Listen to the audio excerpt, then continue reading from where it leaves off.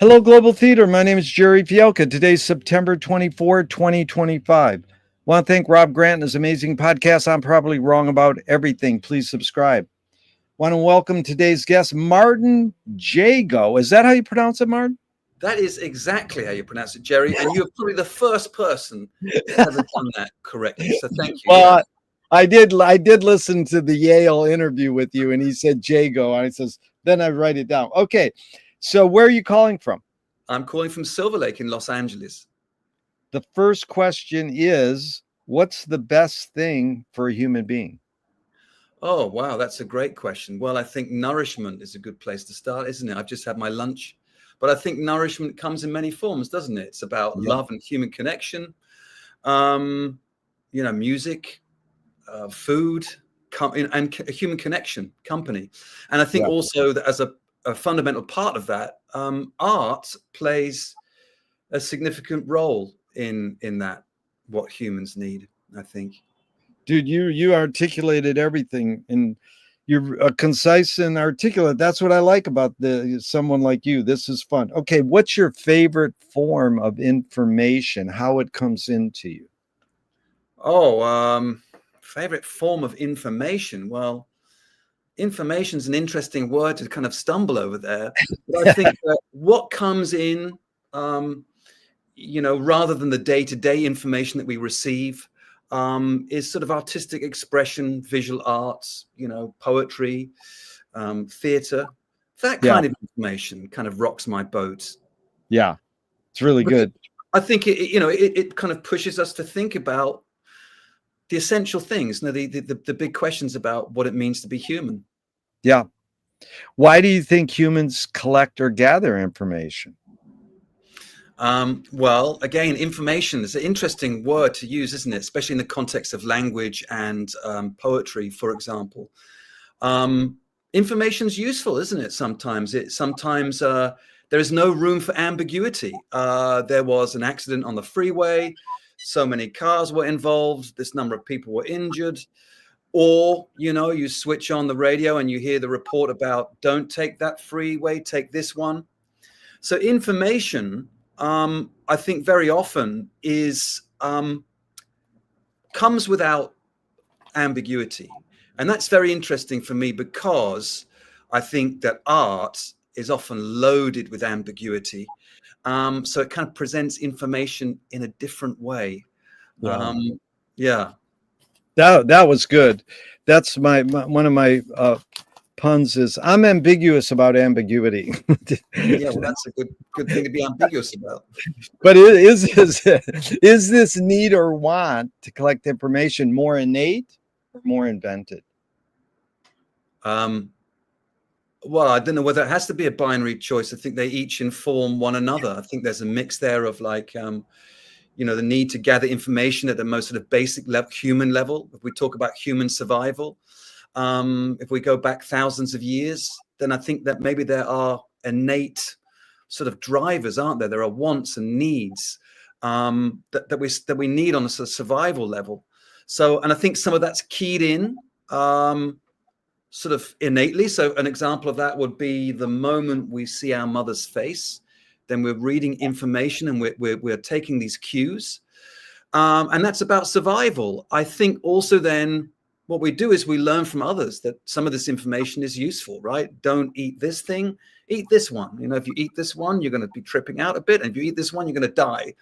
So some information is innate, and I think some of it is gathered. And when you use the word information, I think I just suddenly go into where we are now, where we're in a sort of information freefall. We are saturated with information. Yeah. Information overload. Totally. You really said a lot there. The mother's face thing really resonated. I have a lot to discuss about that, but let's carry on. Do thoughts create emotions? That's a good question. I see you're starting with the easy questions today, Gerry. but I also wanted to interject one other thing. Some of these early questions are, is it more this or more that? I know it's both and it depends. They're really prompt. I just wanted to let you know this. They're really prompts just to get you to talk. And I'm for anecdotes, stories, in tangents. And Yeah. in essence, you don't have to answer the question, but you're doing great. I just wanted to let Gerry, you. I'm an expert at tangents, so we're in the right field. But do thoughts? What was the question? Do Do thoughts? thoughts create emotions?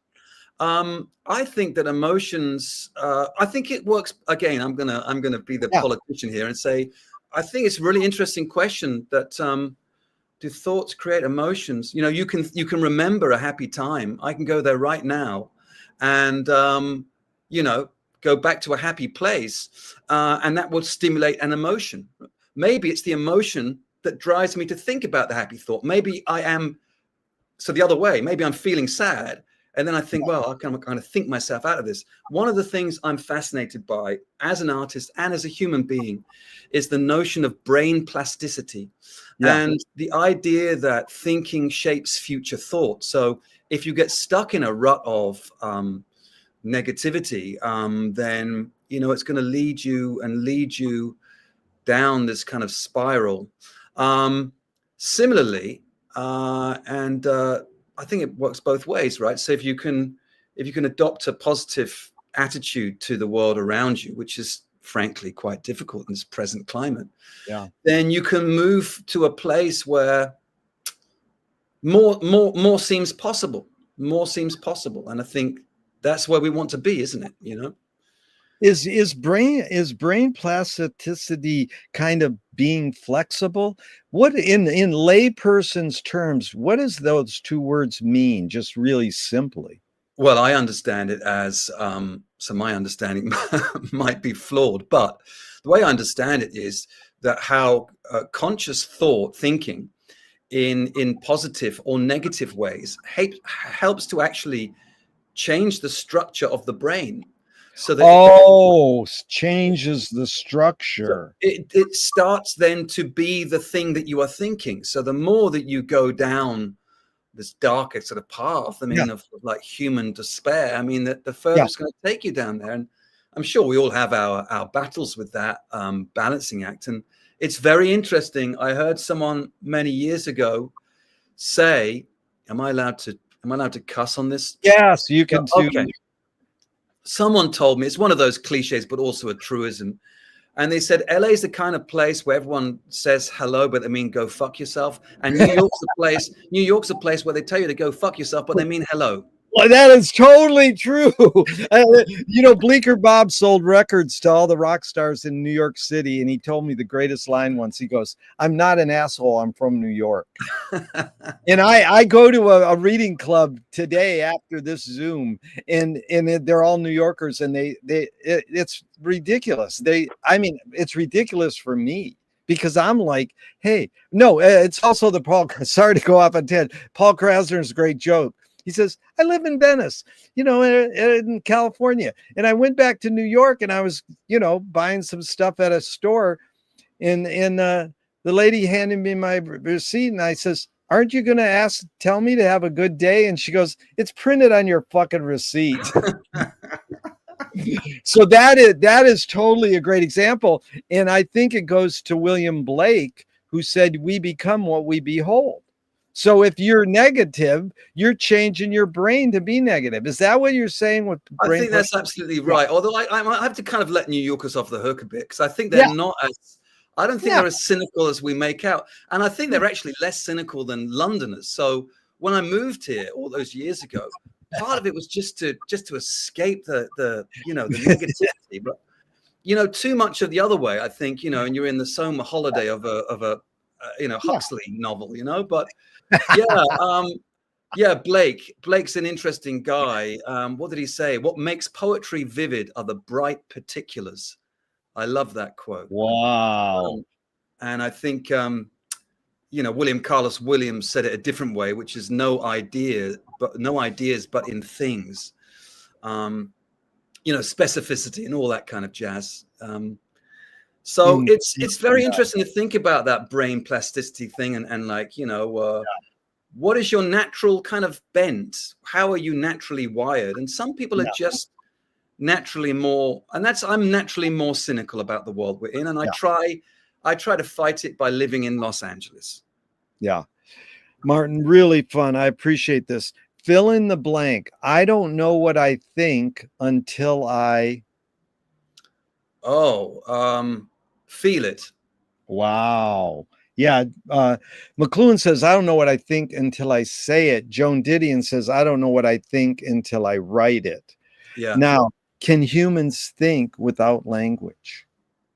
Well, I think there's probably evidence that I mean, language is something that I think what you mean is verbal language, but there's always been human language. We go back to the baby's face and the mother's face, then there's language going on there, right? There's human expression and there's gesticulation, and some cultures are, more sort of demonstrative than others. We think about, I mean, Americans are more demonstrative in that respect than Brits, who really, a lot of them have got a rod up their ass and they're a bit sort of uptight and stiff. But I think that so language is an interesting kind of, but I think what you're saying is words, right? And I think, yeah, again, you're putting the questions in the context you want, because when I say, can humans think without language, some people do that. They go, you're meaning verbal language. I'm not meaning anything. You can put in the context you want, but that's good, because it's sort of like this phenomenon. New Yorker magazine a couple months ago had this article where they're trying to figure out, neuroscientists or whoever, if babies can dream inside the mother's womb, or is it that you have to have experience to have dreams? You have to have experiences outside the womb to be able to dream. Just your hunch, which way would you lean more towards? I don't know, but that's just an amazing thought and idea. And I would love to think that the baby can dream inside the mother's belly. That's like that's a whole, I think many years ago I was thinking about how maybe humans are, what's the genetic memory that we carry, perhaps.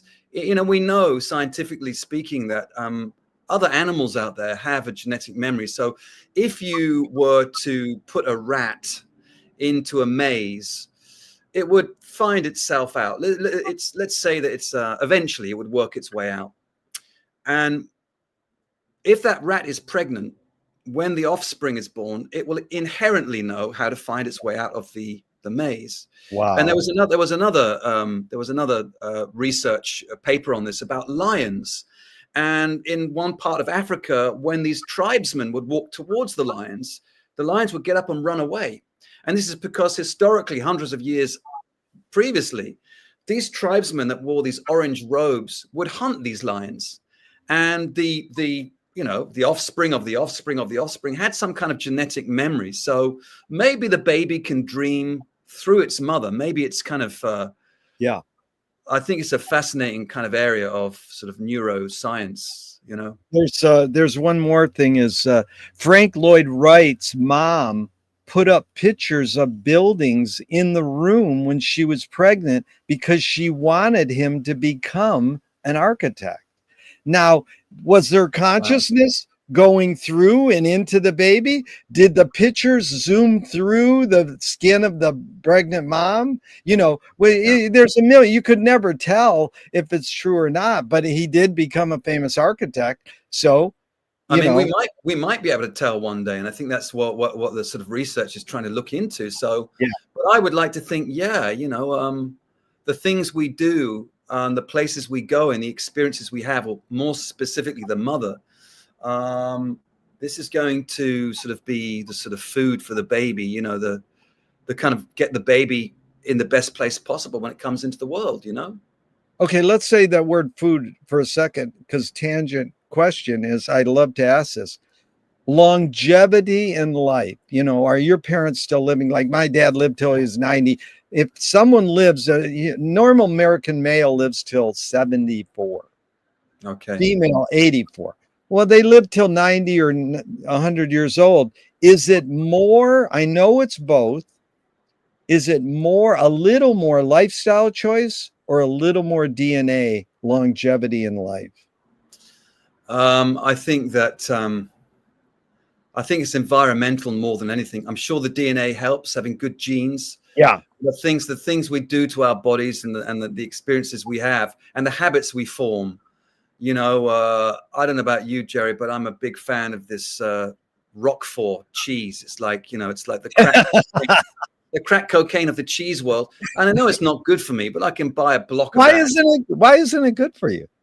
Well, I guess the doctors would argue, the medicine men would say, well, you know, your cholesterol's a little high and all that sort of stuff. But, you know, who cares, right? I mean, you've got to have a little bit of the good stuff. No, I would say that's better than eating American cheese or cream cheese. Well, you know what? Funny you mentioned that. There is a thing called the French paradox that they can't work out why, or they can now, apparently. Oh. For many years, they were confused why the French are kind of downing buckets of wine and having these 3-hour kind of 5-course lunches and living longer than all other Europeans. Yeah. And they put it down to the penicillium bacterium, which is the kind of bacteria in that blue cheese. So it is actually good for you. That's my argument to my doc. Anyway, no, that's good. Blue cheese bacteria. And no, I also said, you know, the French eat white flour and white sugar. You know, that's croissants, butter, white flour, and white sugar. And you know what I think it is that chemical in the skin of the red wine or in the grapes. Yeah, I've heard that. That counters. And also they're chill. They're more chill, I guess. I don't know. But anyways, that's an interesting phenomenon with French. But here's the follow-up with the humans think without language. Chomsky says language is not just words. It's a culture, a tradition, a unification of community, a whole history that creates what a community is. Martin, what do you do when language doesn't work? When language breaks down, what do you do? Well, that's an interesting question. I mean, you could say that, well, I can answer that in a couple of different ways. First of all, I think that inherently there are structures in our society which maintain a racial status quo. And so language can be a weapon and be weaponized against people from underrepresented communities. And so the way you address that is by bringing more of those people into the room. You know, if you look at any artistic endeavor, the people on the board are all white. The people running the show are all white. And, you know, literary magazines might say, well, this month we're only accepting submissions from Black artists. Yeah. I'm saying, well, actually, no, that's not going to fix it. You need people on the board that are African-American or you know, artists of color. So I think that in that respect, that's a very interesting sort of political answer to the question. What do you do when language fails? There may be, and I remember when my son was, you know, 5 or 6 years old, and this kid could talk for England. I mean, he loved to tell you everything was happening at school and everything that was going on in the playground and his friends, a real chatterbox. And there was one moment where we both understood. I cannot even remember what it was. We were in the kitchen, I think, and there was something that he didn't need to say because it was implicitly understood. And I made a thing out of this at this very moment when he was there, and we kind of look, oh, we both know what we're talking about. You don't need to say it because we understand this exchange of understanding, which is maybe rooted in something else, maybe, you know, I think that's interesting. Although I do feel more often than not, we need to voice emotions. I think we need to signal, not in a performative way, but kids need to hear, for example, that they are loved, as well as being shown it.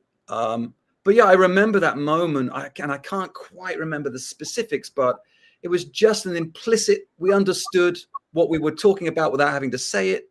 And I wanted to make that a teaching moment, that some of the things that we know and some of the ways we communicate is not always through language and words, you know? Yeah. But would you use the word telepathic there?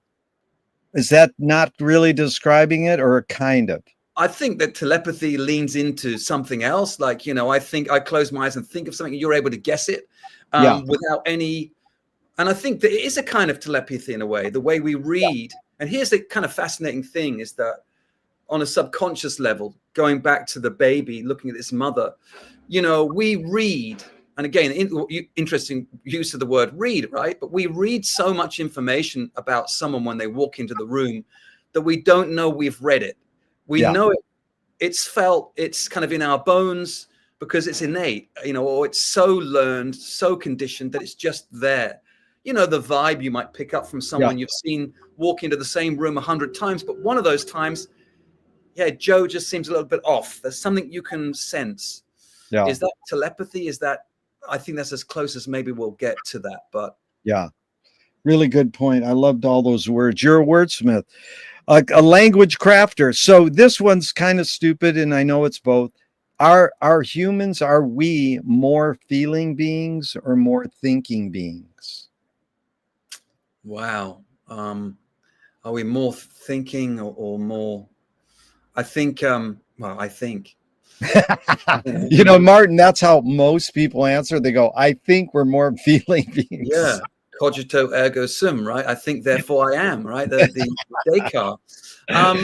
Well, I actually would say that, primarily we are emotionally wired, aren't we? Yeah. So that, how does the baby speak to its mother? It cries out. I need feed. I need a diaper changing.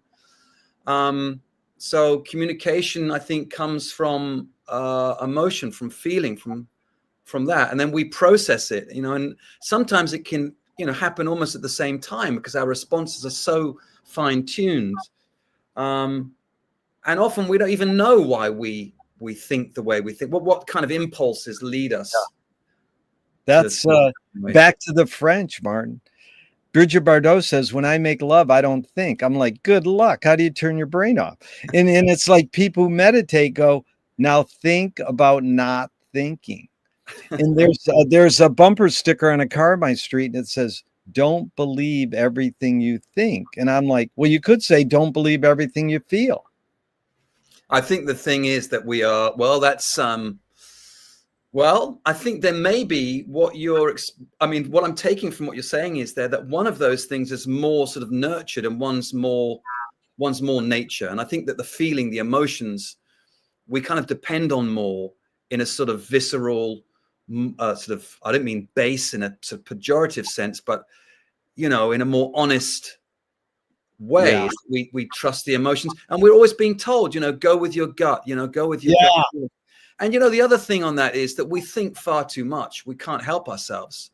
Sometimes we need to be able to turn the volume down a bit, and obviously we will have developed ways of doing that, both on a personal level, but also as a human, as a species.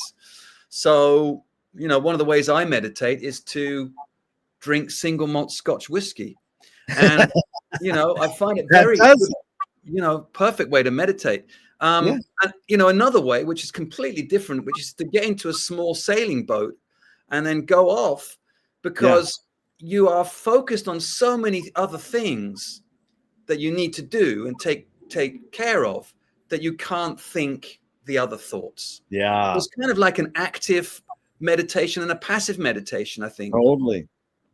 But I ride the bike 3 times a day, and that's exactly what it is. It's a liberation of getting away, but I have to be so in tune because it is the most dangerous sport in the world, and it's me against cars.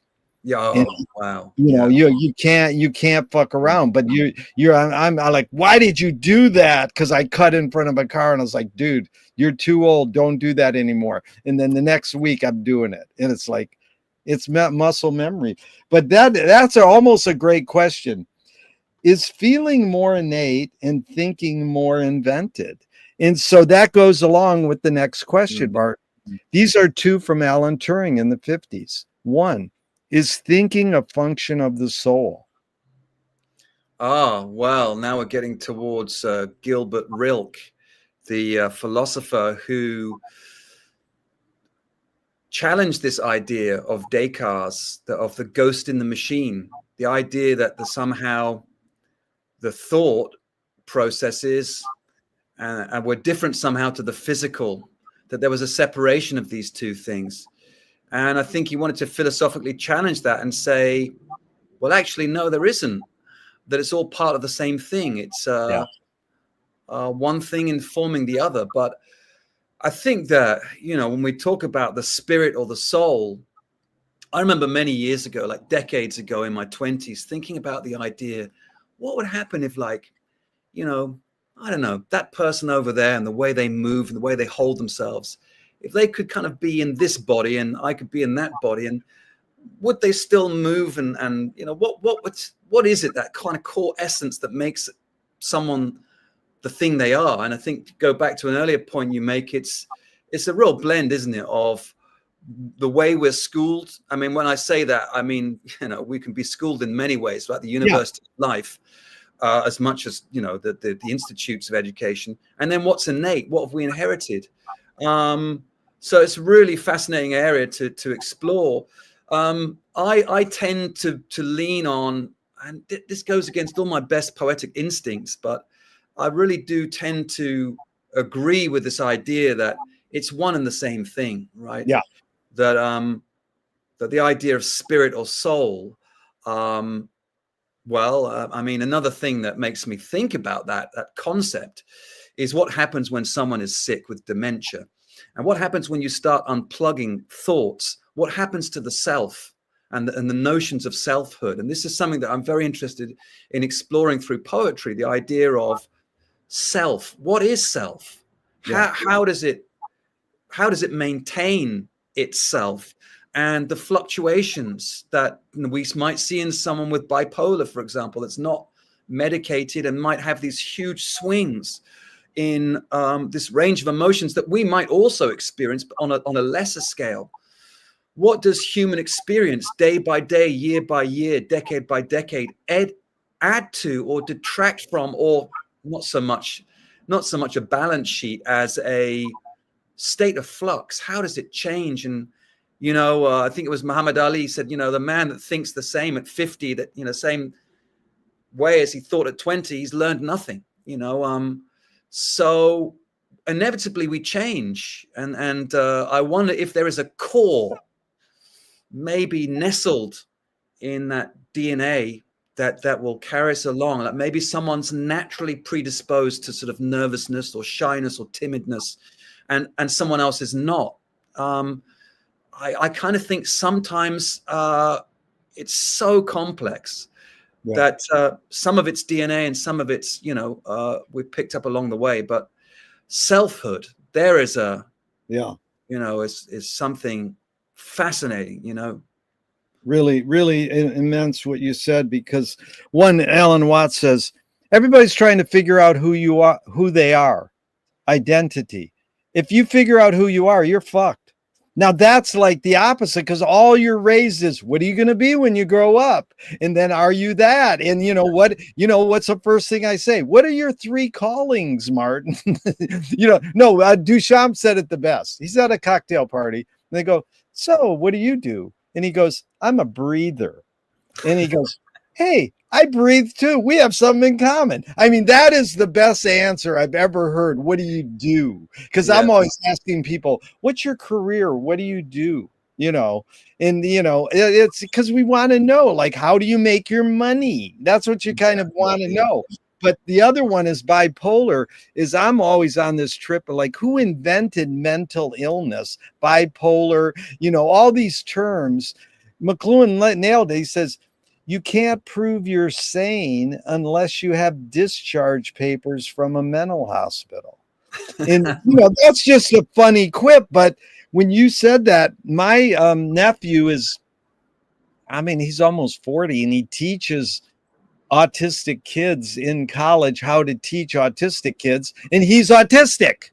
So he was mainstream. It's not like he's excelled. He can't read, or, you know, he's just had the ability from great parents to work him into the mainstream kind of. But his little sister at one point nailed it. She goes, Micah isn't special needs, he's special abilities.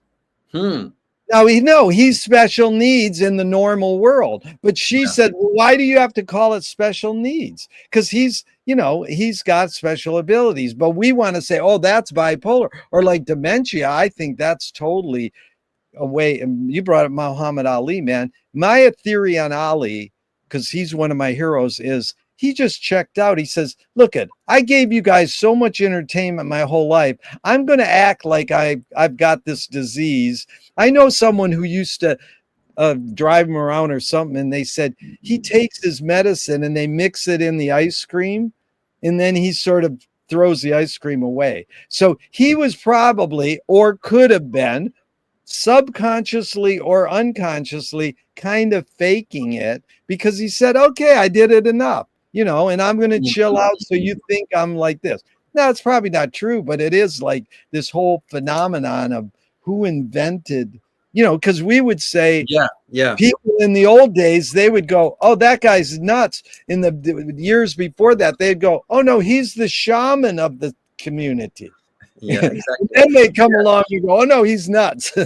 Well, I've got a friend in the UK, and we reconnected after many years, and I learned some sort of sad news about her partner had died suddenly, and it was like a good few years younger than her. And he was like a young guy, and it was very traumatic. And we were talking about the process of grieving and how grief. And she said to me, you can't sort of medicate grief. Yeah. They've tried to sort of medicate her, and this is it seems that what you're saying, or what I take from that, is that we live in a Western society, and we want to sort of take a pill to make everything better again. And you can't medicate human emotions. Well, you can, but you take the medicine way. Are we treating the symptoms or the causes? It's a tough one. That's Eastern philosophy I learned from, is you maintain health. Western philosophy is, I have a problem, give me the cure. And the doctor goes, well, it's not a cure, but it's an effective remedy. That's bullshit. Effective remedy. Yeah, I think it was Asclepius, the Greek god of medicine. One of his daughters was called Panacea, and she was the goddess of remedy. And the other one was called Hygeia, the goddess of cleanliness. And that's where it all began with the Greeks, this notion of, medicating ourselves. And, let me tell you, this is a culturally sort of interesting little thing. When I got to the States and I moved here, I first came over in 2007, and then I went back for a while, but I was back and forth. But I remember switching on the TV, and it was around the sort of time of Thanksgiving, and all the TV commercials were either turkey, buy our turkey, or they were for antacid products. I thought, oh, this is it. This is the way it works. I'm not going to change a damn thing. I'm going to just eat what I want to eat, and then I'm going to take this potion that's going to cure me. So yeah. Weird. Okay, so then the second Turing question is, can machines think? Wow. Well, that's certainly where we're heading, I think. But it's maybe, well, what does it mean to think? And I suppose what those cognitive processes happen sort of independently. And I don't know, I've not read about this, but I did read something on the sort of periphery of, dipping in and out of various newspapers. And this was going back a couple of years ago, where, one of these big companies like Google or Meta had to switch off a couple of computers because they were communicating. And then they switched the way they communicated. They switched over to their own language, the language of, this binary sort of, ones and zeros. And because it was easier for them to do that, it made more sense than the language that they were given by their human programmers. So we're at a really interesting place, aren't we, where AI is developing exponentially and is being fueled by the sort of capitalist monster to sell more products. And it's a fascinating place to be. Can machines think? Well, I don't know. I'm going to sort of pass on that in a way, because that's all right. Yeah, I just think it's such a massive question. I think we will.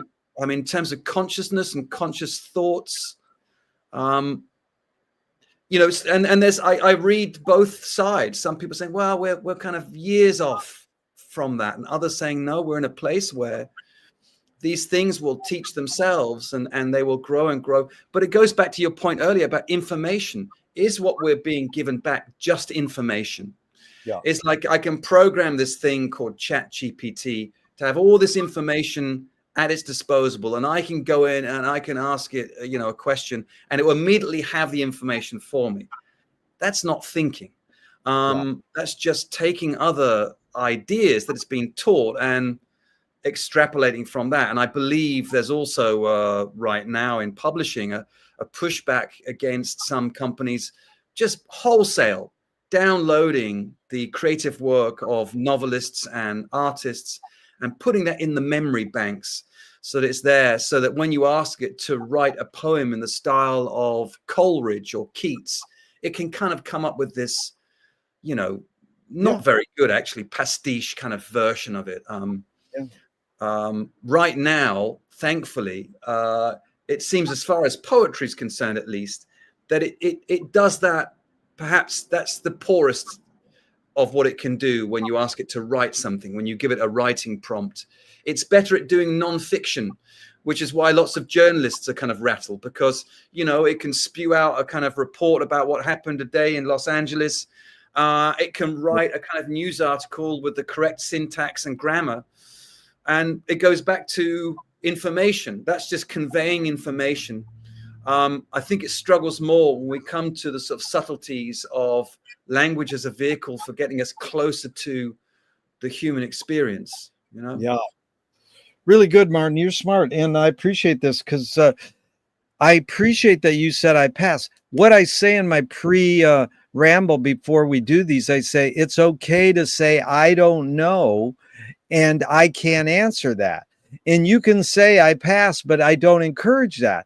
But Rebecca Solnit has a great line. She goes, just because you ask me a question doesn't mean I have to answer it. So I'm not trying to put people on the spot, but sometimes they think, oh, you're trying to put me on the spot and make me sound dumb. And I appreciate that you can understand. Hey, I'm perfectly good at doing that by myself. So,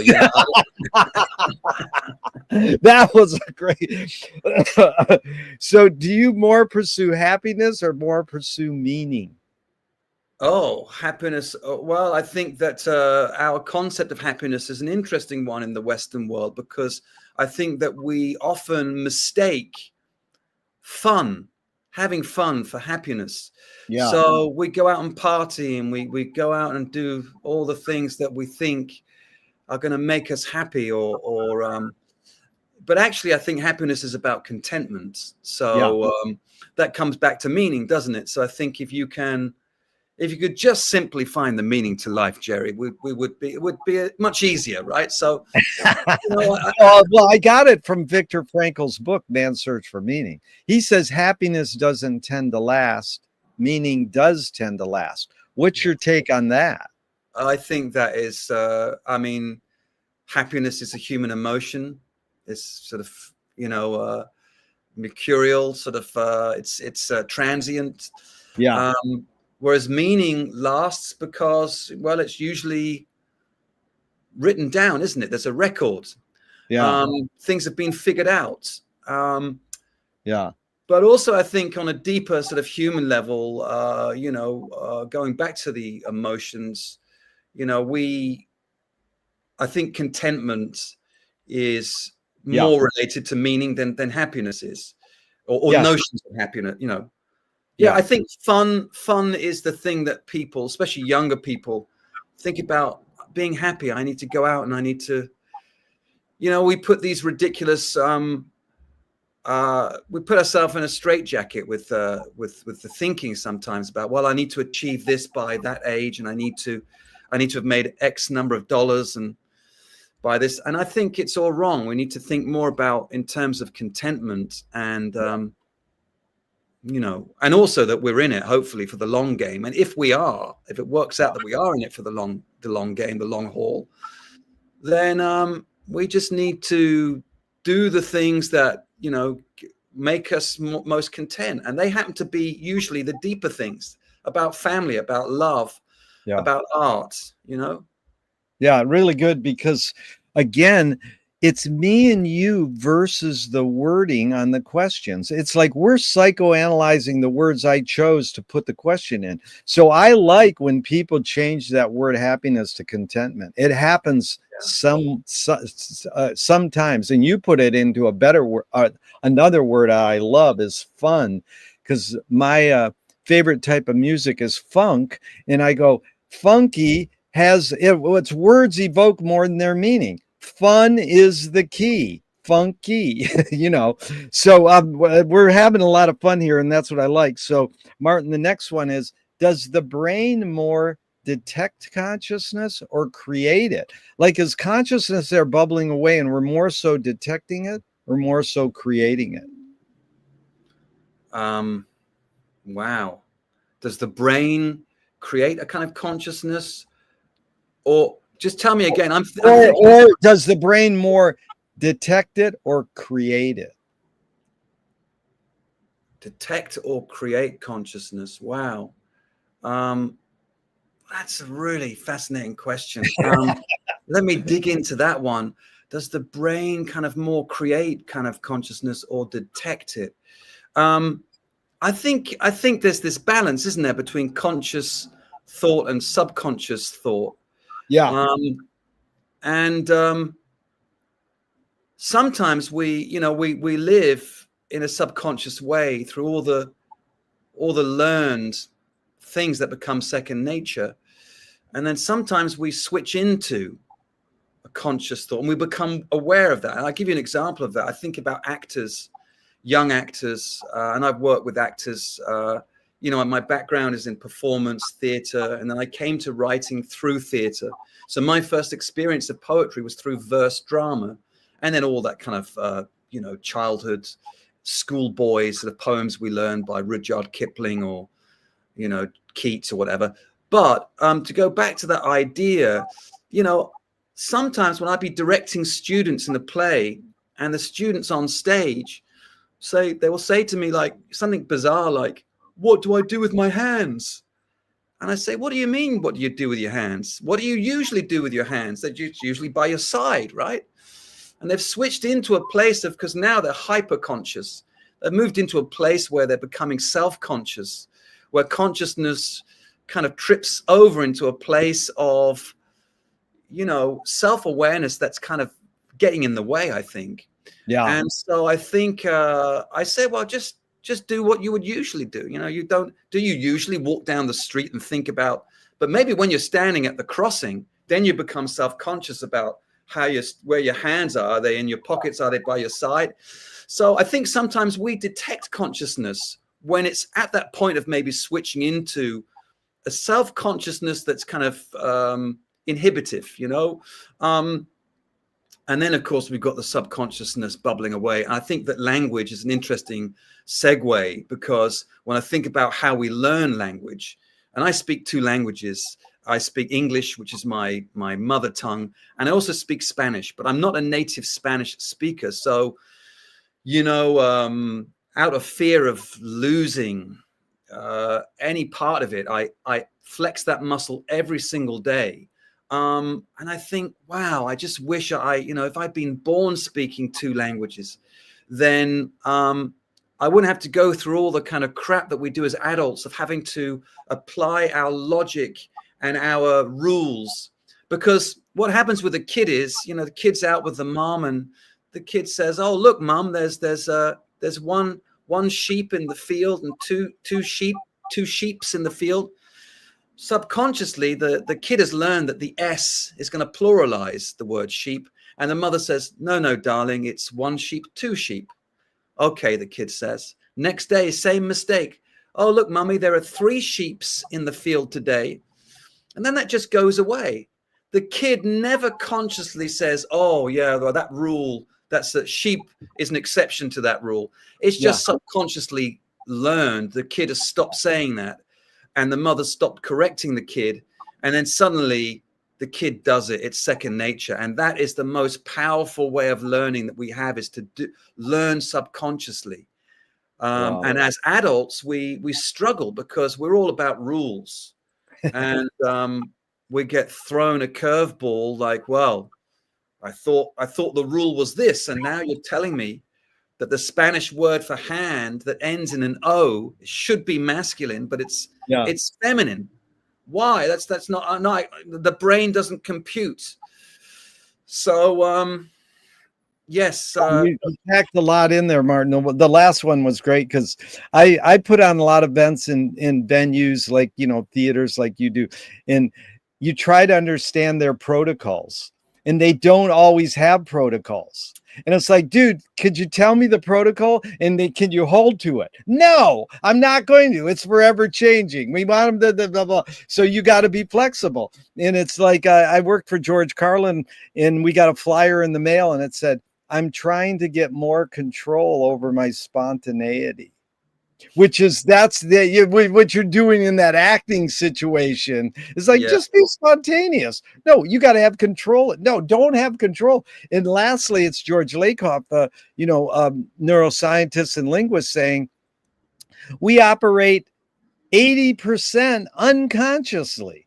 I'm like, dude, we've been talking for 45 minutes. I feel that we have both been pretty present 98% consciously. But how could we have even any percentage saying, oh no, we're operating subconsciously and unconsciously? And I'm sure it is a little, but you know what I'm saying when you tackled that really good. What's faster, the speed of light or speed of thought? Wow. Yeah, thought is interesting because, well, what I'm getting from what you're saying is that not you, but the question, the way I interpret that is that, thought can't be measured in the same way. It's not always a linear thing. It's not from A to B. And I remember sometimes, when I wake up in the morning and the brain is still in that place of half sleep, that sort of liminal space. Yeah. We are sort of half awake and half asleep. And, maybe the alarm clock goes off and you hit it and you go back to sleep for 5 minutes, no more than 5 minutes. Yeah. And when you wake up from those 5 minutes, you've been on a journey that in real time would take, 5 years, right? Wow. And I think it's very interesting because we're wired to think or conditioned to think about time on that linear. But actually, thought, I think, happens not always on that linear way. Maybe it does sometimes. But I think it kind of happens all at the same time.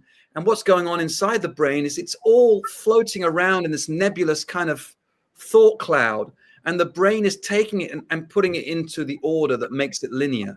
But it's all there at the same time. So I'm gonna confront the question and say, well, you cannot measure thought in the same way you measure light.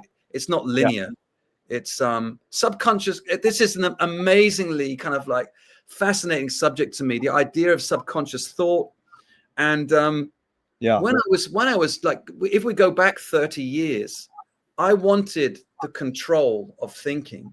I wanted to be the sharpest thinker, and I wanted to understand everything. And when I say understand, and here is the big sort of pitfall that I flung myself into head first, I wanted control over conscious thought.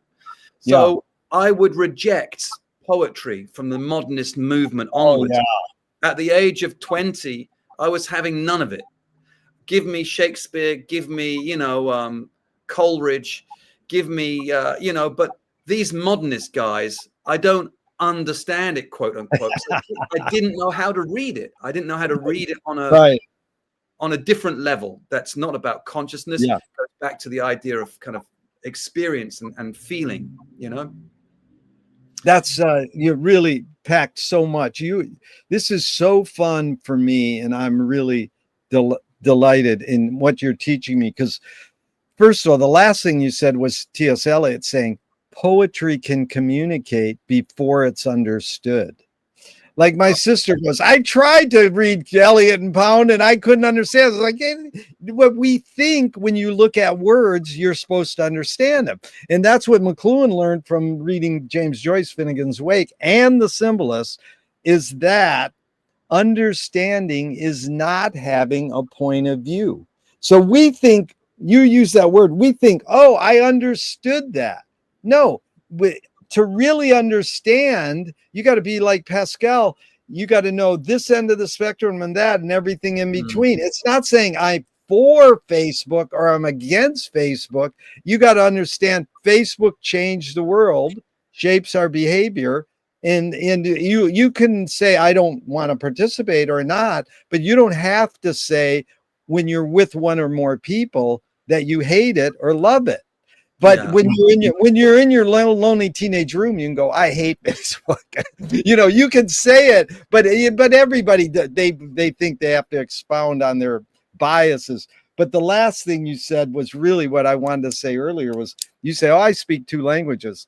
Well, Finnegan's Wake by James Joyce, he uses over 65 languages in one book. And it's like, what's the point? He didn't know that. And he was able to trick people into going, oh, that's a French word. Oh, that's a Swahili word. And it is, but they're bastardizations of those words sometimes. But him and Frank Zappa both taught me all times are happening now. That's called all at onceness. And that's what you were touching on there. Amazing in tackling that question, because I don't have people go, I can't answer that question. I don't know.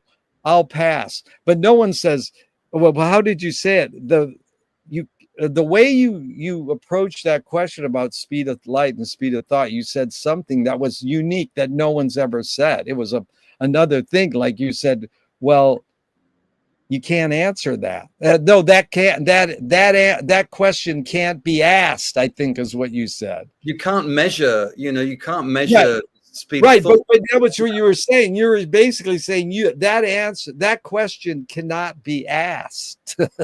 How dare you ask it? Yeah. Okay. This is now go to poetry. This is Audre Lorde. You can't dismantle the master's house using the master's tools. Her colleague Yvonne Rainer said, oh, you can if you expose the tools. What new tool do you suggest? And it doesn't have to be tangible. Are we talking poetry now? Again, you put in the context you want. I'll suss it out a little. It's like this. I ask some of these questions with cute quotes before them. You can apply them if you want. Oh, is this tool supposed to dismantle the master's house, or you're exposing the tool, or you can ignore the quote and not ignore the word new. When I say, what new tool do you? Basically, I'm asking, what tool do you most gravitate towards?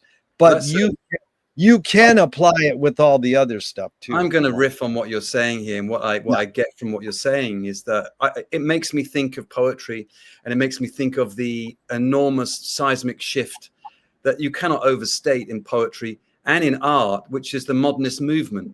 And what it did was it kind of separated the poetry world, and art, but I'm going to stick with poetry. It divided it into 2 separate things: everything that came before modernism and everything that came after. And when I think of the master, I think about the structures that are in place, the foundational structures, and the way we think about poetry. And I'm going to weave in a bit of that idea of consciousness here as well, and subconsciousness.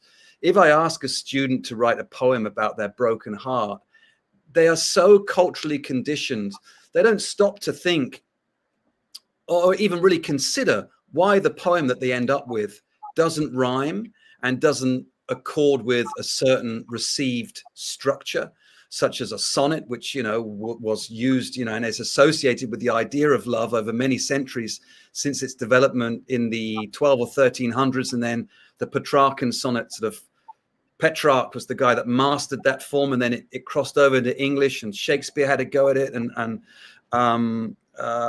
Sidney, lots of other poets from that Elizabethan era formed it into the Shakespearean or the English version of the sonnet.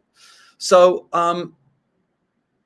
when the student doesn't stop to think about why their poem doesn't accord or chime with those earlier received forms in poetry, It's because they haven't yet learned about the history. They just, we just accept it, right? When we turn on the TV and we watch a movie, we know the action hero is not going to die in the first 5 minutes of the movie. We've been conditioned. We actually subconsciously know he's going to get the girl and he's going to be the hero at the end of the movie. So when it comes to the Master's House, the tools that people like Pound and Elliot were interested in tapping into is just first of all to go back to those forms and start questioning and probing and asking, well, why the heck does a love poem have to have 14 lines? Why does it have to rhyme in this way? Here's a love poem I've written that's, it's 13 lines long, right? So one of the great experiments of modernism and postmodernism after it is that it plays this game with received forms, with the received wisdom, if you like. And it can turn it on its head. It can poke fun at it. And it can do that in a way which brings us into the joke, right? Well, we all know that the sonnet's a love poem. And, well, here's my 13-line sonnet because 14 lines. But this sonnet's about being unlucky in love. So I'm going to give it 13 lines. It's my kitsch kind of twist on the form. And I'm not going to write a sonnet about love. I'm going to write a sonnet about hate. And so in contemporary art, what I see so often is the new tools are tools that question, that dismantle, that reframe, or that dispense entirely with the received wisdoms and build a new house. I think that what we need to remember, though, is that in order to challenge the old forms, we need to know what they are, right? So in order to reject them, and I forget who it was, Kandinsky or Picasso, but I have this kind of story in my head of one of these great artists, being in a gallery, showing a friend some of his artwork. It's very abstract, and turning to the friend and saying, I know you're looking at this painting. I can actually paint, And the joke, I can do the stuff that I reject. Right. And so I think that what the artist needs is a full toolbox.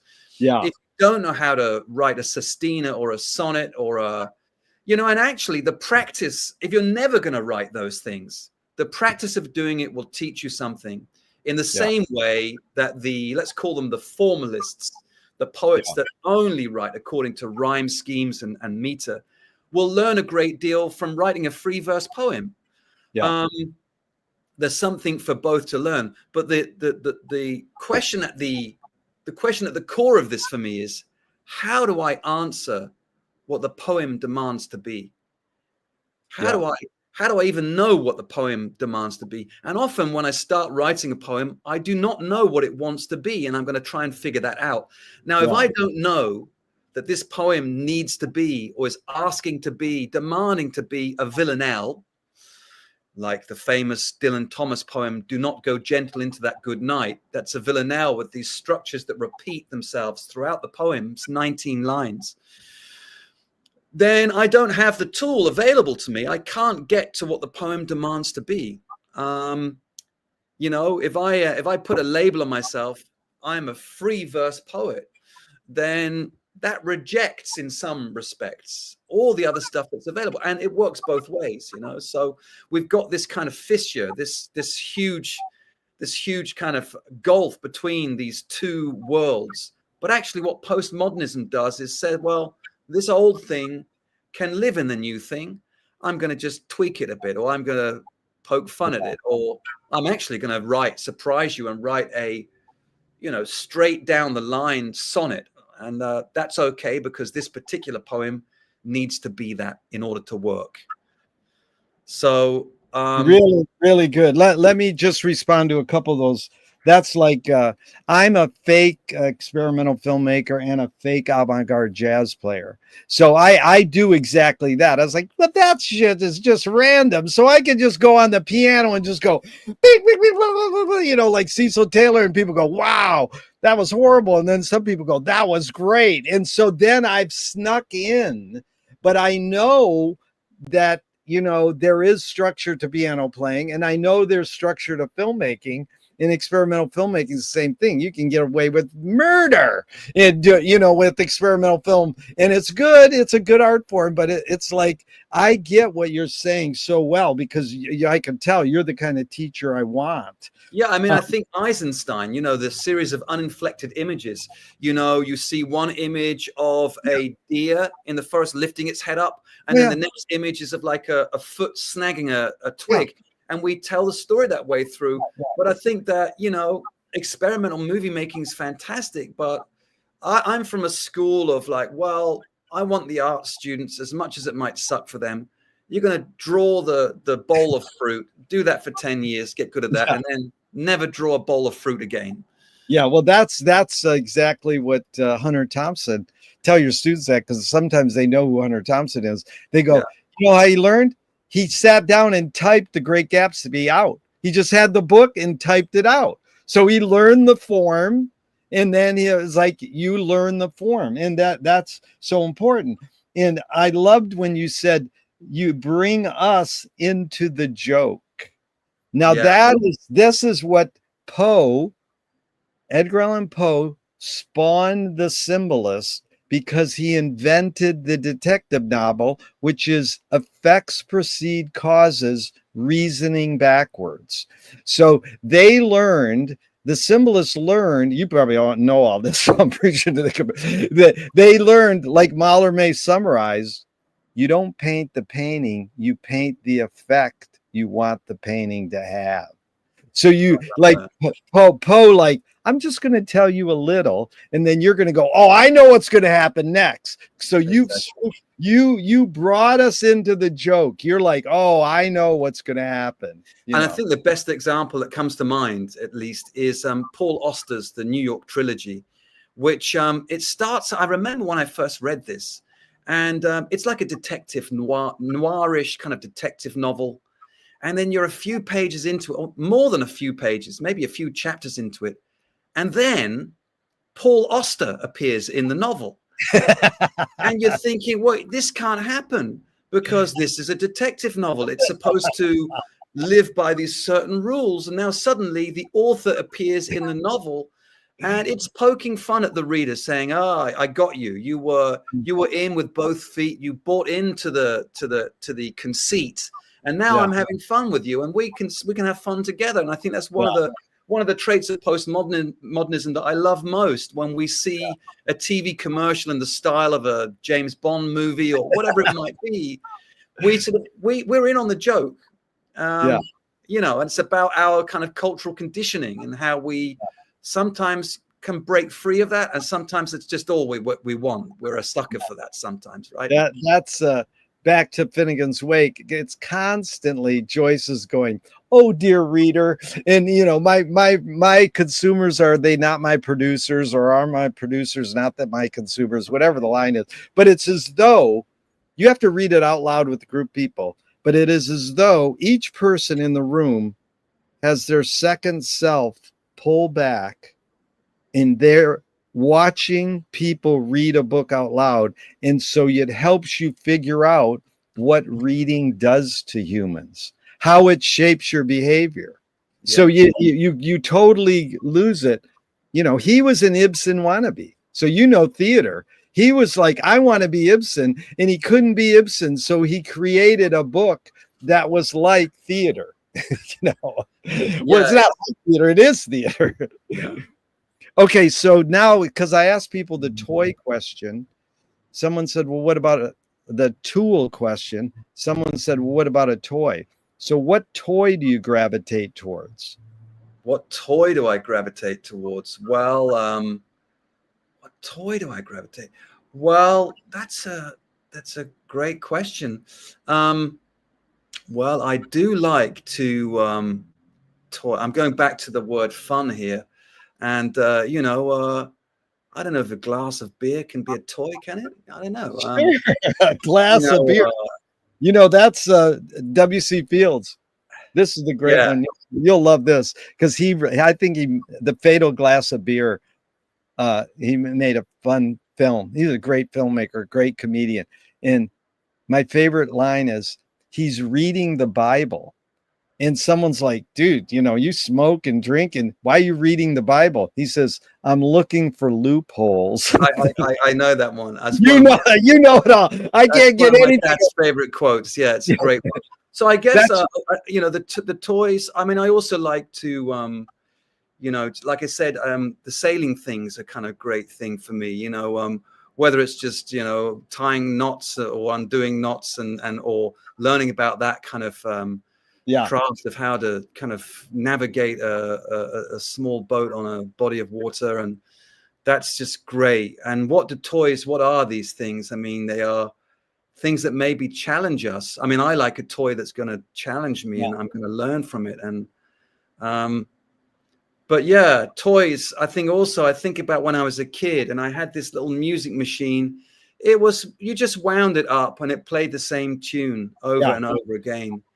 And I think well, I don't know. I mean, some toys are temporal, right? They move through time. You know, Dude, you really nailed it. I mean, I asked you your favorite toy, and you say, name a toy: glass of beer, sailing boats, and music boxes. That covers the waterfront, dude. Okay, what do you worry about when you go to bed at night? oh, I try not to worry when I go to bed at night. I try to what do I worry about? Um, well, I can't help worry about the state of the world and the sort of cliff edge we're standing on in terms of the living planet and the damage we do to it, the exponential growth of capitalism and how it will eat itself. Um, you know, I think about silly things like plastic, wrapping on products that, and the weird notion of spring water in a Yeah, plastic bottle. In a plastic bottle that's going to get open and tossed in the trash. So I worry about stuff like that. I worry about how we seem to be ceding more and more power to the sort of billionaire class, yeah, and how working people are handing over their freedoms for security. The old Heidegger, this payoff. Well, we're going to yeah, be more secure in our beds at night than, well, if I haven't broken the law, the new law that says don't do this, that, or the other, then I've got nothing to worry about. What I also worry about right now is, how we are, or how right-wing media specifically yeah, seems to be playing this very dangerous game of ramping up, the rhetoric about immigrants being the cause of all the trouble in the world. yeah, And I see it here. I also see it back in Britain, where people are rabid about this. And it got me thinking about the word Windows, this program. And I thought, wow, isn't that very cynical? This idea that we look out of the actual window and I can't see gangs of marauding sort of yeah, Muslim migrants, because that's often who these papers are saying are to blame for the ills of the world. But then I've got this other window, which is a screen. I look into this, and actually, I'm going to believe this more than what I see with my own eyes. yeah, And it's confounding. I think that we are in a very dangerous place where critical thinking is an endangered kind of species. We need to resuscitate that. We need to do that through education, and we need to get people. We are conditioned now by our cell phones. I mean, I was thinking about the cell phone as almost like when I think about the word tablet, I think about that biblical sense of almost like prayer. We yeah, pray. We're very devout in picking up the cell phone. There's a quote on the wall here behind me by a Chilean philosopher. His name was Gaston Sublet. I think he died earlier this year or late last year. And he said, I tried to avoid any connection with, social media, things like that, because what happens is, human beings are what they do. And so it becomes habit forming. And then we hand over the genesis of human thought and creative energy. We hand it over to a machine, and it kind of feeds back to us, and it becomes like an addiction. I think we are yeah, living in a an epoch of mass addiction to social media, and we've got to somehow break away from that somehow. Yeah, That's really the shit good. Makes me worry at night. Yeah, you really articulate. You covered so much there, and it was really important for me to hear that, because the Windows thing goes. Well, first it's believe, looking out the window. It's like Groucho Marx said, "Who are you going to believe, your eyes or my eyes?" That's an amazing little quip by a comedian. Great. The other one, George Carlin, really nailed it. He said, "Whatever happened to letting kids stare out the window? Just stare out the window. No, like, you're supposed to be going to soccer now. Aren't you doing your homework?" And it's like, no, can you daydream? No, you have to be. And I think that's that, it. like, Yeah. your maxim from the Chilean, I would love to get the exact wording, email it to me, because I collect quotes and I think they're important. But I learned from studying McLuhan that the important thing is to get the insight from the quote, but then to take it further, like Echo did with Newton. You stand on the shoulders of these great aphorism writers and take it further, or reinvent it. So I reinvented that one. Whatever happened to letting kids stare at their out the window, to whatever happened to letting kids stare at their cell phone? Because that's what's going to happen. They pull it out, like you said, they pull it out like a gun hole. They're like Western guys. They pull it out of their pockets like this, and they have to stare at it. And it doesn't matter if the power's off. Their addiction is they go through that routine, and that is in a way a good thing. If the power's off and there's no picture, they're staring in a daydream sense. I think that's a healthier place to be, right? I mean, boredom it serves its purpose, right? I mean, the genesis of human thought can't live in a space where there is no room for boredom. There's no room for staring out the window, and it's a weird one. We need space. We need space. Yeah. And you're good at recognizing that. You can learn, you can write books on Shakespeare and learn all that, but how do you apply it to living in the moment? And this is what McLuhan learned from Ezra Pound. Artists are the antenna of the race. They're broadcasting and detecting the hidden psychic effects of our inventions, so we might learn how to cope with what we don't like about our inventions, like cell phones. So I asked Martin, I asked you the question Marshall probed his whole career. Why do we ignore the hidden psychic effects of our inventions, even though the artists are broadcasting them to us? Well, I think there's a lot of other stuff going on, isn't there, around us that distracts us from and pulls us away from, well, can we call them the truths? Let's not do that. Let's not call them the truths, because then we're in the territory of universal truths. And I think there's a wonderful quote. There's a wonderful poem by an Irish poet called Louis MacNeice. And in the poem's called Snow. And he talks about the drunkenness of things being various. And he talks about the human experience. And it's just a guy in a room peeling an orange. The fire's kind of crackling away. There's a window over here with a vase with some flowers, and it's snowing outside.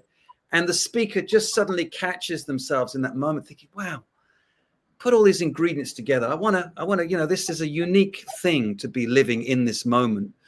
And that we should be wary, therefore, of, this is me extrapolating now from the poem. We should be wary, perhaps, of master texts, whether they are religious or political, giving us all the answers. Because life will, if we take that master text and just live life for a few more 100,000 years, then life will contradict whatever's in that book, unless the thing that's written in the book is scientifically, factually kind of proven. I've got away from the question. I can't even remember what the question was, but just that was really deep, because what you went into, I want to get into eventually, but it's why do humans in general ignore the hidden psychic effects of our inventions, even though the artists are broadcasting them? And you basically said distraction. We're distracted.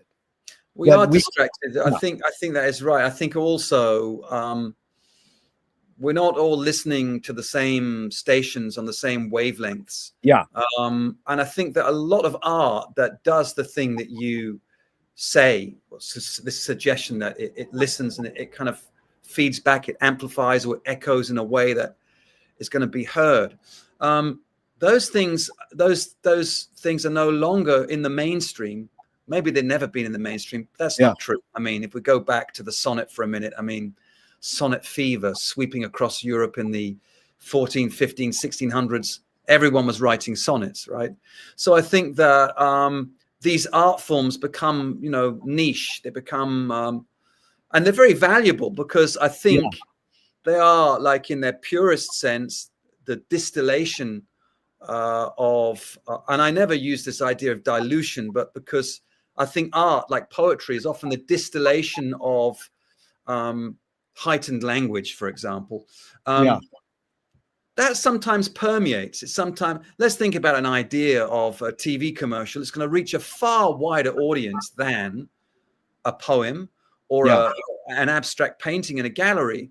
But I think that the people making the TV commercial maybe be informed by other artists, and then that will kind of come out and it will become part of the common culture. And one thing I think is a good example of that, and you may have seen this a million times on the TV, is when the images on the screen are lots of kind of photographs, maybe like hundreds of photographs, and the camera pulls out, and actually these photographs they're a part of a composite image, maybe yeah, a picture of a face. Well, that's obviously an idea that's come from art, and it didn't exist in the world of TV commercials before it existed in the gallery. So, which is why it's so important for us to keep funding. And that's why I believe in public funding for art, because not all yeah, art's going to have a broad appeal. And yet yeah, those ideas, the distillation, the core of things that maybe become something else, that someone else will take, and it will maybe reach a wider audience and filter through. But they can't survive economically in a capitalist model without having some sort of financial backing. And that's why I'm a great advocate for things like public libraries and public funding, like the Department for Cultural Affairs in Los Angeles, for example, or any other major sort of metropolitan city. yeah. I go to the library every day, and we're going to get into that too. But that's like what you said was when whatever some social media came out and says, "Oh, you could only use 14 characters," and people are like, "That's horrible." And it's like, no, that's what haiku poetry is. You can only use this many characters. So, but there is that thing where it's like, oh, it's used as a capitalist tool to get you to buy shit you don't need. But then you realize who went through the advertising agency worlds. Warhol, Frank Zappa, David Mamet, the guy who wrote Wizard of Oz. Salman Rushdie did? Yeah. It was another guy that worked in Yeah.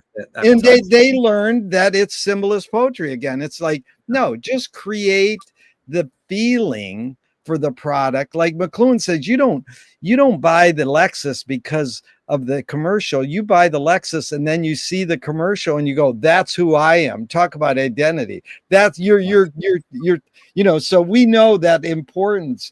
But you said the word niche. I'm just curious if you could clarify. It becomes niche. You mean it becomes a fad? Is that what you mean? No, I don't mean a fad. What does niche mean? Yeah, that's what I'm asking. I guess niche is like maybe more esoteric, a narrower field of focus, fewer people doing it, I guess. More focused. Okay. Yeah. Or a narrower field. I mean, poetry has become narrower because it's being squeezed, because there are lots of other things I could do. Yeah. Other than read a book of poetry. I could go and play a video game. I could go for a walk in the park. So, Yeah, and I think that's where a lot of art is, especially experimental art that's trying to push boundaries, you know. And frankly, Yeah. sometimes we don't want it. We don't want the you know, we're not going to enjoy that John Coltrane album where he's just going. Yeah. He's in a place where he's pushing boundaries and experimenting, and but it's not really for commercial success. You know, he's moved through the bebop era and he's maybe doing other things. So, you know, I think it's important for artists to, and here's another thing I'll say about the niche. You know, there are many great trumpet players, of course, out there. And I've been lucky to see Arturo Sandoval many years ago, great Cuban trumpet player. But I always think about this when I think about art, Wynton Marsalis versus Miles Davis. Yeah. And what Wynton Marsalis said, or seems to say through his music, is that jazz is black man's classical music. Yeah. And this is a kind of niche where I'm going to live as an artist and develop and explore. But that's the niche I'm in. Whereas I think Davis, who was far less accomplished as a technician of the instrument, was way ahead in terms of being a technician of how to travel as an artist through different fields of experience. If you look at this artist in the 50s, he was there, bebop. In the 60s, the birth of cool. In the 70s, funk. In the 80s, working with Chaka Khan. I mean, his philosophy was, oh, you like that song from that album? You go and buy the record. I'm moving through phases. And I think sometimes as artists, we have to be wary of the comfort zone, the niche, being in our niche and like, oh, well, sometimes discomfort is a place that's going to, open up new areas. It can be difficult to learn new techniques and skills. How do you teach an old dog new tricks? So I think niche, when I think of niche, I think of that as the groove, but then also I think of it in different sort of sense of being a narrower field that is not maybe open to the masses because it's not as well publicized. It doesn't have the money behind it.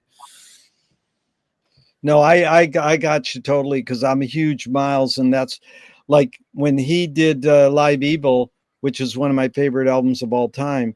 People are like, that's horrible, and then he plays Cyndi Lauper, and they go, ow. He goes, dude, he was playing Bye Bye Blackbird 50 years ago. He played pop music 50 years ago, but he was always changing, and they always bitched at him. Oh, Miles sold album, but the you really nailed what every 60s rock, 70s rock bands do now is they play the same fucking shit and they have their kids back them. And that really irks me. And they're still playing the same. But I mean, even Devo is playing the same fucking song for 40 years. Please, and all the power to them. I could bitch and moan, but I love that you are, again, you're a pattern recognizer. So you get the big picture, comprehensive awareness. So you can say niche can have a groove, and it can also be sterile, kind of stale and narrow. So you understand that.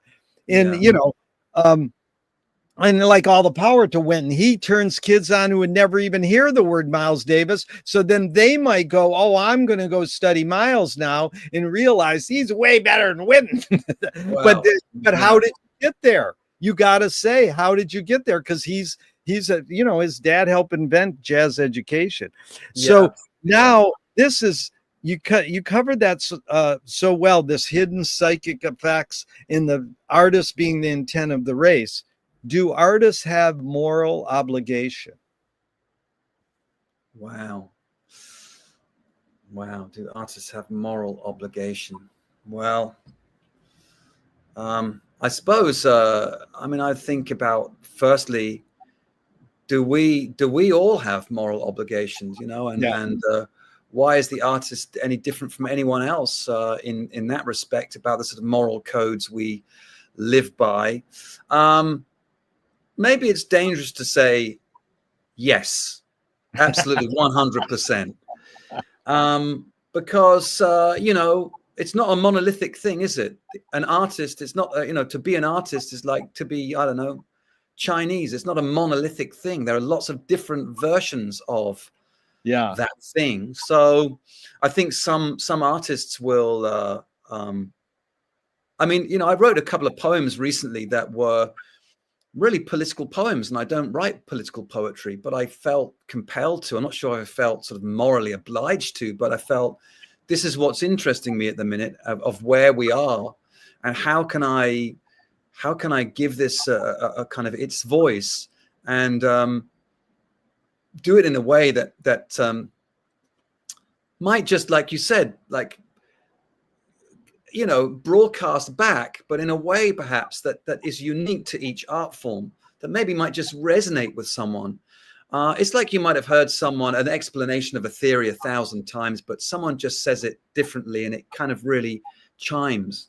So do artists have moral obligations? Well, I guess that's, I'm going to say, I would not want to say 100% yes.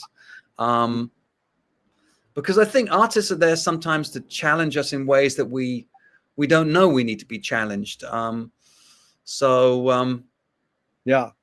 You know. No, Martin, you handled it well, because I love that you said it's dangerous to say yes. Now, most people answer it, yeah, everybody has moral obligation.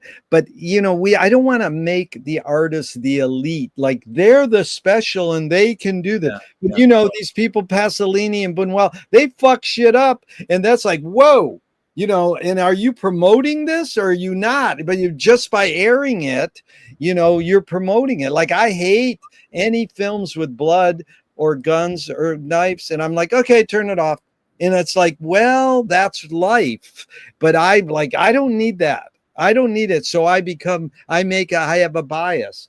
But when you say political poem, I'm going to send you this Jonas Mekas quote about poetry and politics. That's unbelievable, but I don't have it memorized. But they asked Robert Frost once, could you explain this poem? And he says, you mean you want me to say it worse? Which is a great thing, because it's like Dylan. They go to Bob Dylan, are you a poet? And he goes, no, I'm a trapeze artist. And then, you know, he writes, hey, a Masters of War is like an amazing poem and important, but he was like, hey, don't blame me. You know, like he doesn't want, no, I'm not political, because he wants to separate that form. Of course he's political, but he doesn't want to be put into that niche. I think that's a great point. And then just to riff on that, this idea of like, you know, somehow they have to hold themselves to a higher moral standard because they are, again, that means that we're elevating them to a place where, like you said, it's a kind of, you know, it makes me think of that idea of like elitism in art and how we sort of tackle that. And yeah, it's a really fascinating kind of area that I think also I would ask really, you know, whose moral codes, by whose kind of moral codes are we going to do that? You know, I mean, who's determining morals? Because then John Jost is a great experimental filmmaker, and he's just fucking with the form all the time. And he's made lots of films, but they're not known. And one kid came up to him and says, oh, your film inspired me to join the Occupy movement. And he goes, don't blame me. And it was like, dude, you should have celebrated and said, right on, brother. But he, you know, it was interesting because he wanted to detach himself from the effect of his art. And art, once the person makes their art, it's no longer theirs. The user can do they can do whatever they want with it. And it also reminded me of when you said, I don't write political poems. It's like I said to this person at our museum in Venice, I said some political statement. She goes, well, I don't talk politics. I goes, that's a political statement. It is. That is like, you know, and you know, I'm not trying to get her, but are you more afraid of new ideas or more afraid of old ideas? Oh, wow, that's great. Oh, that's a great question. I don't think I would say I'm not afraid of ideas. Yeah. But I think what happens is ideas are hijacked, and we talk about morality. You know, ideas can become sort of weaponized. And yeah, and I think there's a lot going on in art at the minute, in poetry, that is fascinating and new. And I embrace it, and I embrace the changes. Some things, you know, I'm not going to be able to do. It's not for me. It's not my thing, whatever that might be. But I'm always interested and alert to sort of like developments. And it goes back to the conversation, you know, the part of the conversation where we were talking about modernism. And I really do believe that the artist's kind of moral obligation, if you want, or obligation to the art, let's put it that way, is to try to kind of bridge old and new and find a way of animating theory through practice. Yeah. So, you know, you have on paper the ideas, and then the artist's kind of job, if you like, is to kind of put that into practice, to make it sing, you know, make those kind of black squiggles and notes on the page mean something in the air, you know, give them voice. And I think you can only really truly do that if you are playing this game of you know, this chameleon. But as I said, some people do it very successfully in their groove, and they might do that for an entire career. I'm more on the train with Miles. I want to be that artist. I aspire to be that. So, you know, to move through the ages with thinking, and not to necessarily reject. And interestingly, Pound and Eliot, they didn't reject the past. No, they just reinvented it and challenged it. I mean, in both sets of poetry, you know, if you look at the oeuvre of Eliot and of Pound, I mean, that Pound was really, there's a lot of other language in his poetry, and quotations and citations. And Eliot did the same. You know, there's lots of stuff in there that they are sort of like echoes of the past, kind of living through their work, you know. Well, it's back to Joyce in the Wake. He got great reviews for Ulysses, and then he'd go, "I'll show you." So he sat on the toilet and farted out Finnegan's Wake for 17 years, and they're like, you know, all of them went, "This is horrible. It's going to cause VD." And then, you know, they eventually realized, well, you know, it's going to last a lot longer than all our stuff. But, you know, it's, again, if it is a niche, it is like a specialized thing. And the opposite of Joyce, who he embraced, was Wyndham Lewis, who kind of summarized what you just said. Artists live in the present and write a detailed history of the future. So again, that's all times are happening now. Like you know, how do you live in the moment? Like I says, what do you worry about when you go to bed at night? And you listed this whole list, and then you go, well, I'm not a political poem, but I just wrote a political poem. Because, you know, I was going to mention like the last poets in Gil Scott-Heron. You know, these artists. Gil Scott-Heron, who I saw live.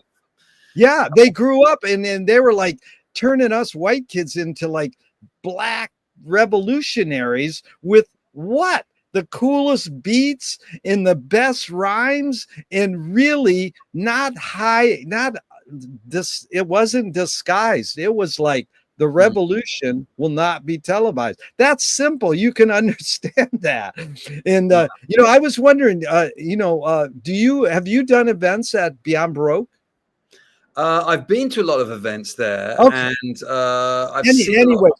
Yeah, I was just curious because I've done events there for like 30 years, and it's amazing because I was going to go in. But can you go another 10 minutes, or you got to get going? Oh, I'm here till the. No, we can go about another 10 minutes, and then I insist we have to do a part 2. Well, it should be an 8-part Netflix series. Really, in 40 years, this is one of the best I've ever done, Martin. You are like, oh, that's great, beyond brilliant, and it's so cool how we flow. But it's like when Beyond Baroque, when poetry slams came in, because you understand the main thing that McLuhan was all about. There's form and there's content, and people misunderstand it. He says they think they're saying form is more important than content. The dude was a literature guy. He knew content's important, but he wanted to overemphasize the form part so that people might pay attention. He got it from T.S. Eliot, the watchdog of your mind. When the robber goes to steal the house from the house, he carries a chunk of meat. So the guard dog comes out and he just gives him the hunk of meat, and the guard dog goes away and he can rob the house. And he says, that's the watchdog of your mind, that we go for the meat, which is the content. Yeah. And so this Love is what happened at Beyond Baroque, and you probably were in this era, was when slam poetry came in. All the hardcore poets, the old school, went, dude, you stand at a podium and you read your poem. You don't perform it and run your arms around, and you don't have the text in front of you, And they're like, no, we found a way to do it our way. So you kind of had to integrate both, It's and now, fascinating. yeah, go ahead. Well, I think that the relationship between content and form, that's a great one. But also that it's very interesting to me. Page poetry, I think it was Philip Larkin who said that he didn't like going to poetry readings because he didn't know how the poem was going to end. And it's almost as if to say that a poetry reading makes something temporal out of something spatial. We're taking like fixed ink on a page as something immutable. And yet when you stand up and you read it out loud, it becomes a different relationship than the reader's eye, and the print on the page is very different to the speaker's voice and the listener's ear. And so I think sometimes with slam poetry and performance poetry, when you see it written down in a book, it's a bit like having the lyrics to the song. And you might think when you read this, well, this is pretty lousy poetry, but then it's being robbed of its like 50%. The constituent ingredient is the music that goes with it. So, yeah. I think it's a very interesting debate about how poetry readings have changed. Also, this thing known as poet voice. That I announced myself that when I'm reading a poem, you will know because I start speaking like this. And now I'm reading a poem. Poet voice. What happened before you started speaking that way was that you were engaging with the audience, saying, hey, it's nice, it's great weather today, and I got stuck in the traffic jam on the way here. And then you go into this kind of weird way of speaking the poem. And I think that performance poets rewrote that. So that was very interesting. But the content and form, I just very quickly say this. I was at a poetry workshop recently, and I run workshops, and I also occasionally go to a workshop as a participant, and a poet had brought something in, and it was very sort of interesting to me that the content was very rooted in a binary relationship between, let's say a kind of boy and girl kind of thing. And I looked at the poem on the page and I said, why is it why is the content, why is the form, why do you have it that way? And no idea why they'd written it that way. And I said, well, why don't you just try it in couplets so that you've got these two lines, and that in some way the form is speaking to the content, which is about this kind of broken heart. It's a love story. And the last line, maybe just try it on its own. I'm not saying that that's a particularly original idea. I'm not even saying it's going to work or fix, quote unquote, your poem that you brought to the workshop. And the skill, I think, in a poetry workshop is to try to give the poet, try and reflect back to them their best version, try to get to their best version of their poem, not your best version of their poem. So I was conscious that maybe this was too hands-on a thing to share, but it just suddenly was like the kind of light switch moment where they realized, oh, you mean that the form can speak to the content and the content can speak to the form? And I thought, yes, that's it. So that is such an amazing kind of thing to hear you say, and talk about that, because those two things are, hand in glove, aren't they? And imagine, Martin, McLuhan's in Canada. Yeah. He goes to Cambridge and studies with the new criticism guys, and basically they turn him on to the wake. And what he says in the long run, after 22 books that are basically not media theory, they're poetry. Yeah, they're unreadable. McLuhan's kind of unreadable. It's sort of poetry, but it's disguised as media theory. He does that very thing, and he says, in order to understand me, you have to know all of Joyce and all of the symbolists. It's like, no, well, you're a media theory guy. What do you mean? You're the media guru guy. And it's like, what? Not the people who study McLuhan, which is massive now, don't always get that. They poo-poo the wake, and they might get symbolist poetry a little, but that's the real roots of McLuhan to understand them. And that's where I got that whole thing of form and content, learning that. And I was curious because I'm putting on a jazz poetry event at Beyond Baroque in a couple weeks, and I'm going to read a Philip Larkin, and because he was a jazz dude, but this word page poetry, did he come up with that term, or is that a term? And what does that mean? What does page poetry mean? Well, that's a great question. I don't think he did come up with the phrase or the idea of page poetry, but I think that the notion that this is a poem to be read.